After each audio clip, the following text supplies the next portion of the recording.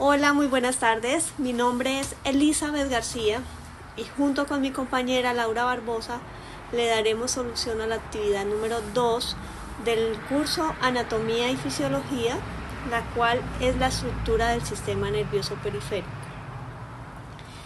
Podemos decir que el sistema nervioso periférico está formado por un conjunto de nervios craneales y espinales, los cuales tienen la función de recoger los estímulos desde la periferia y transportar hacia ella la respuesta motora o secretoria que se origine.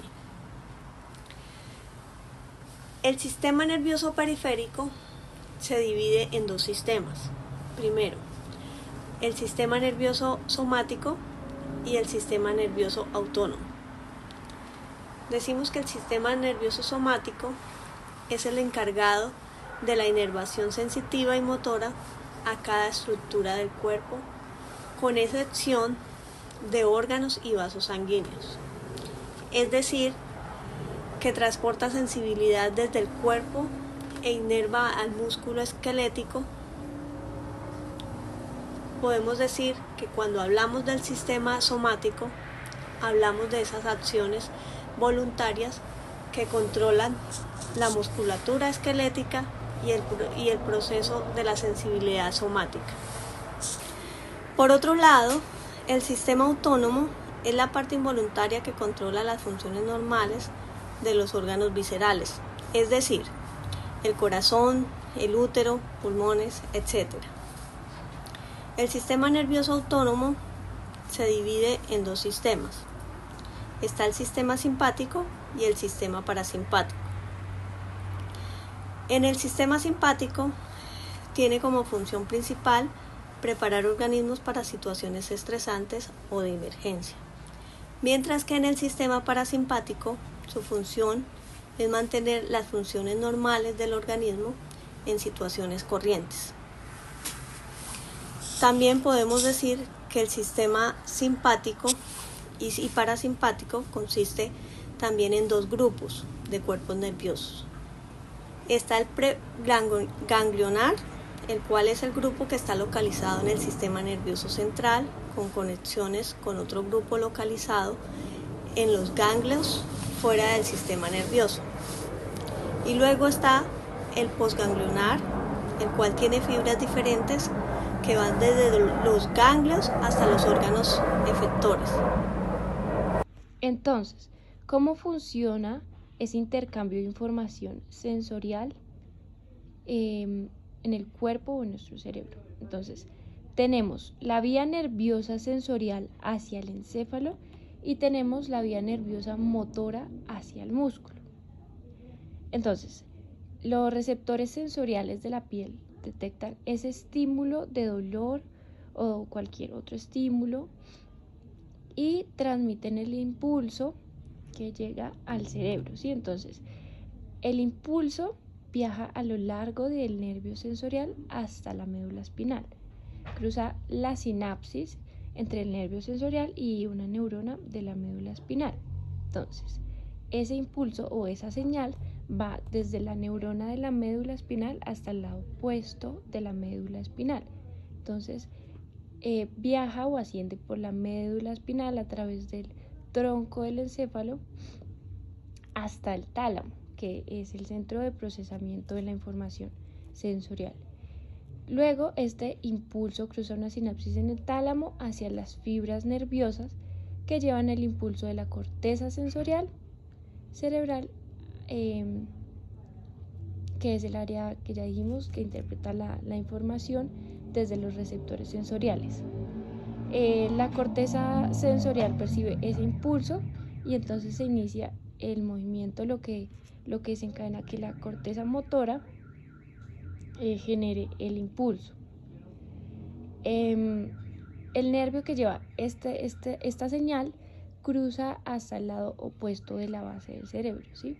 Entonces el impulso se envía a la médula espinal nuevamente y se desplaza hacia el exterior de la médula a lo largo del nervio motor. Y en la unión neuromuscular El impulso cruza desde el nervio motor hasta los receptores situados sobre la placa motora terminal del músculo, donde la señal o el impulso se estimula y estimula el músculo para que se mueva en respuesta hacia el estímulo que se generó. Pasamos a hablar de la estructura por la que viaja la información, ya sea del sistema nervioso somático o el sistema nervioso autónomo. Tenemos los nervios craneales o pares craneales, los cuales emergen a partir de algunos núcleos ubicados en el encéfalo. Desde el encéfalo se conectan con los ojos, las orejas, la nariz, la garganta y varias regiones de la cabeza como el cuello y el tronco.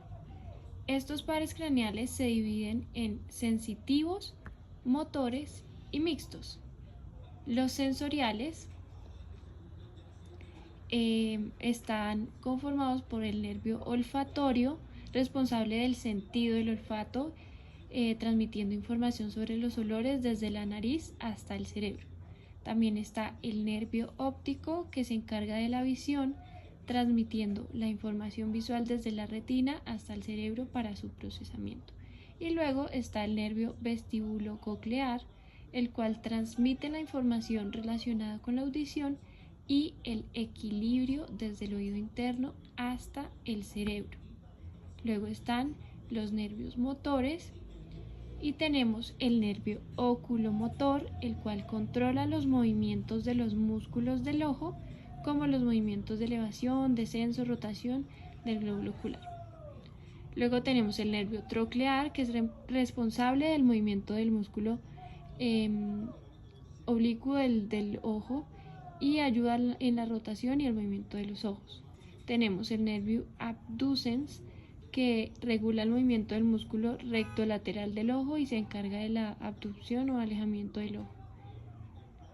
Tenemos el nervio accesorio, que controla los músculos del cuello y los hombros, participando en los movimientos también de la cabeza y los hombros.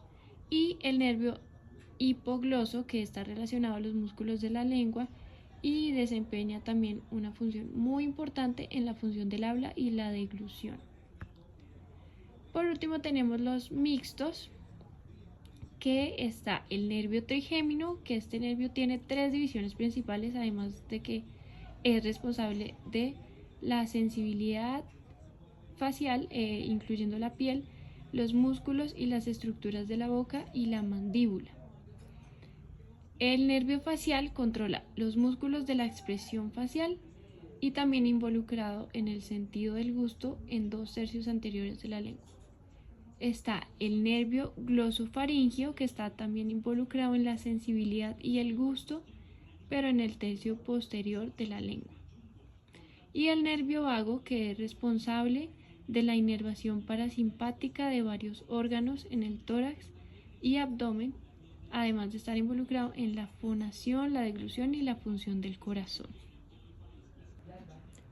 Ahora hablaremos de los nervios espinales, los cuales conectan la médula espinal con otras partes del cuerpo y a través de ellos el cerebro se comunica con casi todo el organismo. Existen 31 pares de nervios espinales situados a intervalos a lo largo de la médula espinal. Estos nervios emergen de la médula espinal y a través de los espacios que existen entre las vértebras. Existen 8 pares de raíces nerviosas sensoriales en las 7 vértebras cervicales, 12 vértebras torácicas, 5 lumbares y 5 sacras, que poseen parte raíces nerviosas espinales. Además de también un nervio cosígeo. Y estas fueron las estructuras del sistema nervioso periférico. Muchas gracias por su atención.